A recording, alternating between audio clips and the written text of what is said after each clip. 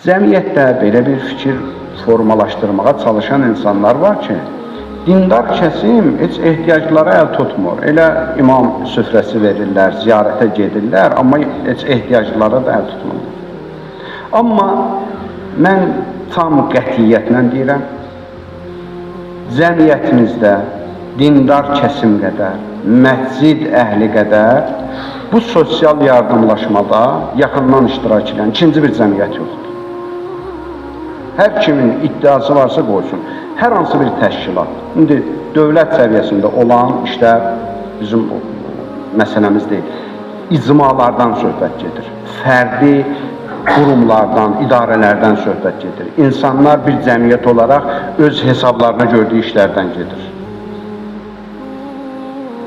O olunan işlər, onlar vəzifədir, onlar xalqın haqqıdır, o bir başqa məsələ. Amma bu insanlar ki, bu işi könüllü görür və illərdir görürlər.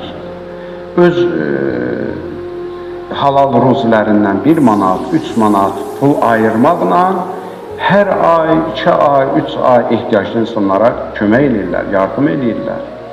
Və bu iş mənim fikrimcə çox təbliğ olunmalıdır ki, o nankör bir qism insanlar ki var, hey dindara qara yaxmaqla məşğuldur, dini sevmir, dindən danışa bilmir, elə dindarların əleyhinə danışır.